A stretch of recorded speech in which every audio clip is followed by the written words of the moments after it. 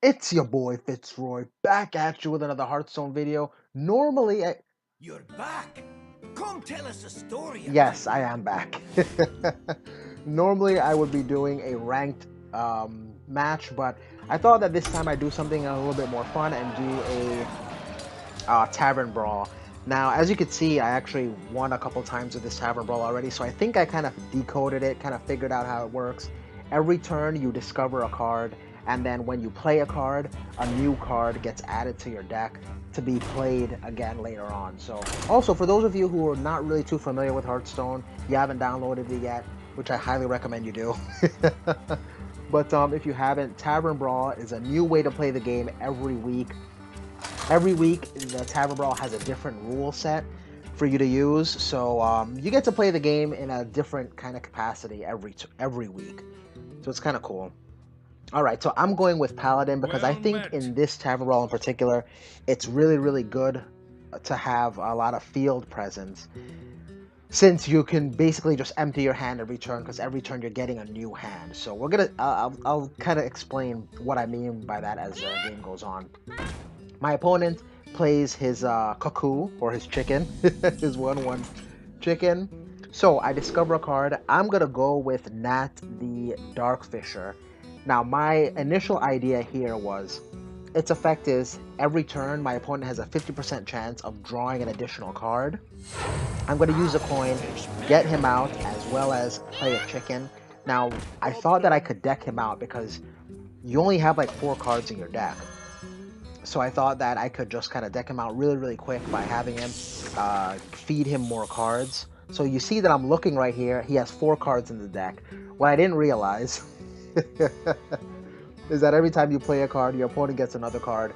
Your deck grows as the game goes on, not get smaller. So didn't really work out the way I wanted it to. But my secondary plan was perhaps because it's so strong early on, I would be able to overpower him just on the field if, my decking out plan didn't really work.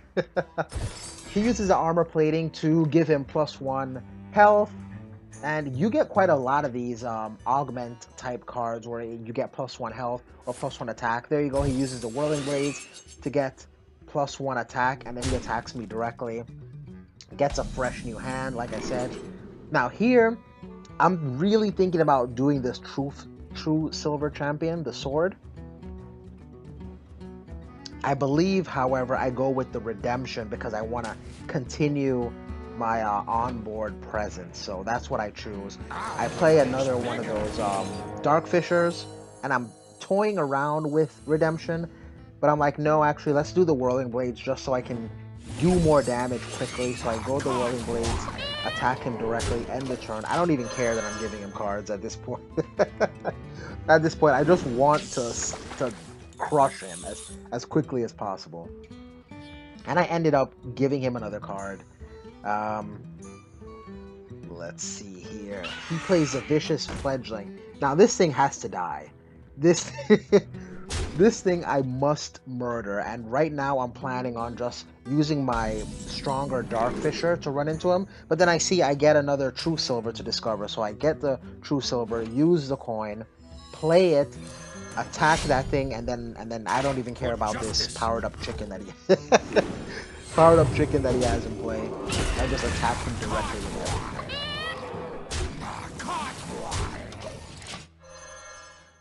And like I said, every turn you get a brand new hand, so there's really nothing uh, incentivizing you to holding on to something or waiting until next turn. Just go ahead and use it.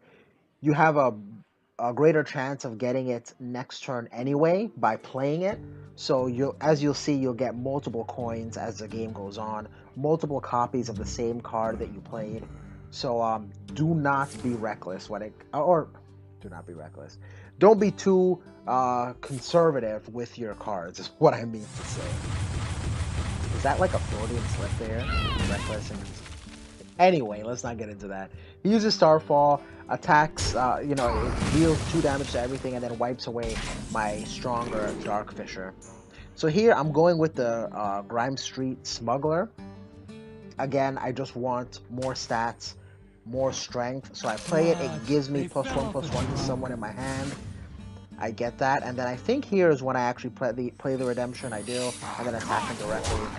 So my field presence, I'm feeling kind of good about it. I got another true silver champion in case he does play something strong, and I'm just gonna wear out his his life points directly. Sounds like I'm talking about Yu-Gi-Oh, right? Life points. Anyway, okay. So he plays this Mire Keeper, which I'm already planning on attacking it with my True Silver. And then he gives it the armor plating to give it exactly 4 health, so it's exactly within range for my True Silver to kill it. Then I see this dragon, and I'm like, this is exactly going to be my game ender. I play the dragon, clear out his Mire Keeper with the True Silver Champion, and then attack him directly with both my guys. And I'm like, you know what? I'm sitting pretty right now. My dragon is going to end the game very, very quickly. I don't really care if I'm giving him cards cards at this point.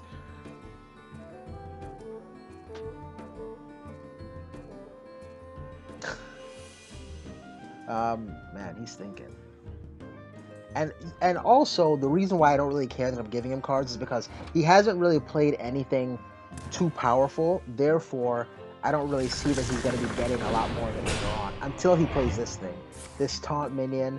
5/10, and then he buffs its attack with the whirling blades. So now I have a 6/10 to deal with, and I don't really see a good way of clearing it. I can only do 8 damage. I was thinking about getting the Blessing of the Might, which would allow me to attack everything into it, but then my dragon will only have 2 health left, and I don't really like that idea. So I go with the 5 drop that gains taunt and +1/+1. I got 1 more mana left. I'm gonna go ahead and use the whirling blades and just attack into this thing. My hope is that I get another true silver champion sword and be able to kind of finish this thing off next turn.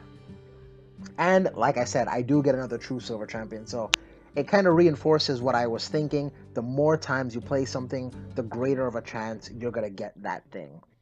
So he uses the Dark Scale Healer, heals it up, another armor plating. Like, this thing will not die. He's like Matt Hardy. Okay, so then he attacks into my taunt minion, and then he finishes it off with the hero power, but I have my redemption, and then it brings it back at 1 health. So I'm sitting pretty here. He's exactly at 4. I have the health lead, so I don't mind attacking it directly. Now, right here, I was thinking about getting the Sunkeeper, the middle card, but instead I go for the 4 drop because I have an 8/8 in play. I mean, I can get another 8/8 for 4 mana. I would be nuts not to do not to do that. I attack directly into his taunt, use the coin so I can copy my 8/8, hit him directly. He's at 2 life. I got 2 8/8s in play. One is about to be a 16/8 and a 3/1, as well as the True Silver Champion sword. So I'm sitting pretty. I don't really see any way he can get out of this, even with the Iron Bark Protector. It's still pretty much game.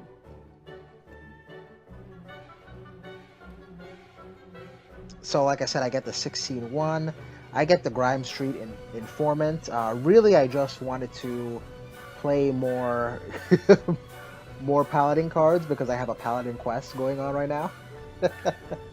And then I don't know why I took the Hunter card. I could have gotten the Paladin sword and then got another card, a Paladin card in there. Anyway, regardless, I attack him directly and then I get game. So anyway, I hope that this kind of helps figure out how this Tavern Brawl works, and it helps you in your Tavern Brawls later on this week. Anyway, you guys, thank you so much for watching. Do not get beat up out there, and have a great, great Thanksgiving.